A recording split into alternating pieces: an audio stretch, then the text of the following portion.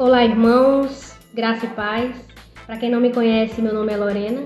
Nós estamos no dia 23 dessa série de reflexões do livro de Provérbios. E eu quero meditar com vocês nos versículos 4 e 5 desse capítulo 23, que dizem assim: Não se fatigue para ficar rico, não aplique nisso a sua inteligência. Você quer pôr os seus olhos naquilo que não é nada? Porque certamente a riqueza criará asas, como a águia que voa pelos céus. A NVI e a NVT trazem assim: Não esgote suas forças tentando ficar rico, tenha bom senso. Não se desgaste tentando ficar rico, tenha discernimento para saber quando parar. E a orientação desses dois versículos, meus irmãos, para nós é justamente isso, para que a gente não aplique a nossa inteligência, os nossos esforços, a nossa força, o nosso tempo, buscando ficar ricos. E por que não? Porque a riqueza ela é passageira. Assim como ele diz no versículo 5, ela não é nada.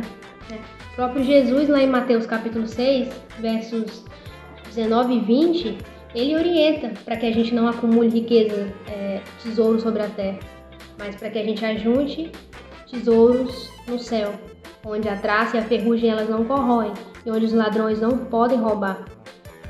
Então, ou seja, a pessoa que tem a verdadeira sabedoria, ela não passa a maior parte do tempo, nem aplica os seus esforços com aquilo que não é nada.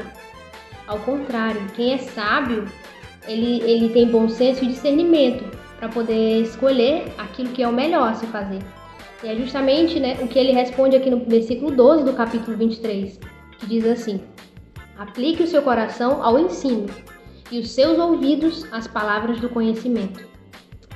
Ele ainda vai afirmar isso lá no capítulo 8 do próprio livro de Provérbios, nos versículos 10 e 11, que diz assim: Prefiram a minha instrução do que a prata, e o conhecimento ao ouro puro, pois a sabedoria ela é mais preciosa do que rubis. Nada do que vocês possam desejar se compara a ela. É por isso que Jesus fala em Mateus 6:21, porque onde estiver o seu tesouro, aí estará o seu coração. Tem a ver com nós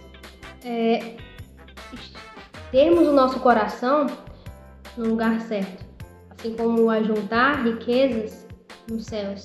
E no versículo 24 de Mateus 6, ele diz ainda: Ninguém pode servir a dois senhores, porque ou irá odiar um e amar a outro, ou irá se dedicar a um e desprezar o outro.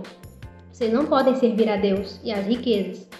Jesus, ele convida, ele orienta, ele está chamando os seus seguidores, na verdade, ele está chamando os seus seguidores a escolher o seu Senhor, Deus ou as riquezas. Isso também é reconhecido aqui no capítulo 23 de Provérbios, quando ele orienta para que a gente não se desgaste tentando ficar rico. Porque isso, meus irmãos, tem a ver com aquilo que está no nosso coração. Tem a ver com aquilo que a gente mais ama, mais valoriza, mais dedica tempo fazendo ou mais consome o nosso coração.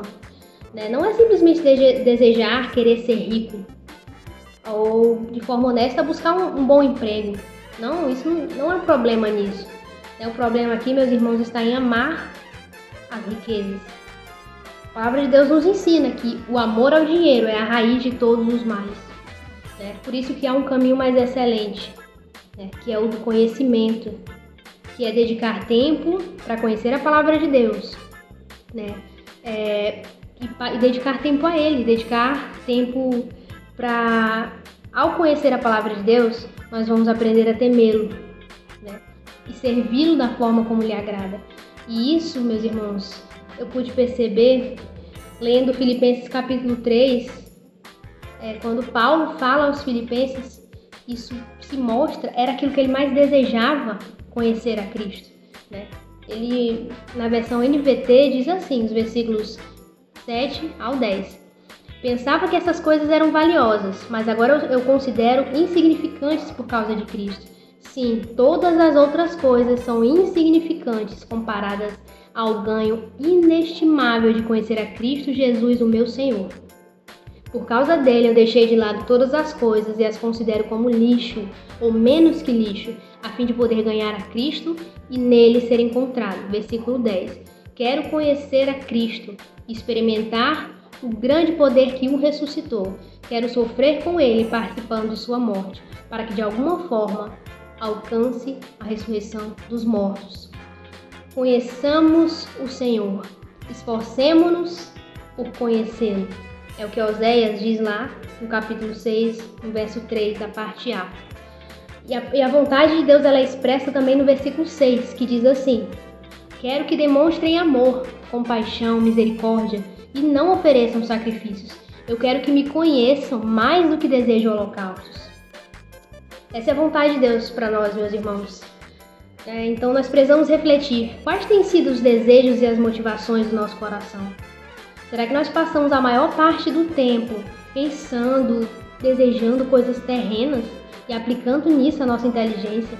Ou como o apóstolo Paulo, nós consideramos essas coisas insignificantes e que é comparado, né, diante do ganho inestimável que é conhecer a Cristo Jesus?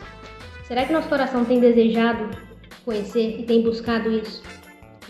Aqui no versículo 17 de Provérbios tem um conselho para nós. Provérbios 23, 17 diz assim: não tenha inveja dos pecadores, pelo contrário, persevere no temor do Senhor todo o tempo. E o versículo 18 diz: porque certamente haverá um futuro e a sua esperança não será frustrada. Que possamos nos lembrar, meus irmãos, ele morreu por todos, para que aqueles que vivam já não vivam mais para si mesmos, mas por aquele que por eles morreu e ressuscitou. Nós somos comprados por um alto preço. Meus irmãos, nós pertencemos a Cristo. Que possamos, então, viver para Ele e não satisfazer os desejos do nosso coração. Que Deus abençoe.